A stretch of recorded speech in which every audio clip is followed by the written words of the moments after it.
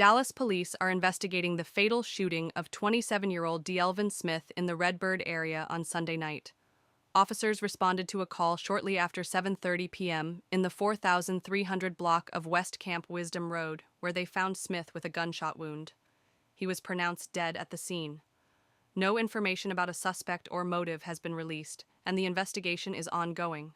Authorities urge anyone with information to contact Detective Adam Thayer at 214-671-3657.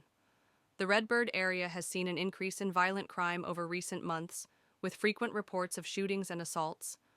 Contributing factors include economic disparities, gang activity, and insufficient community resources, all of which exacerbate tensions.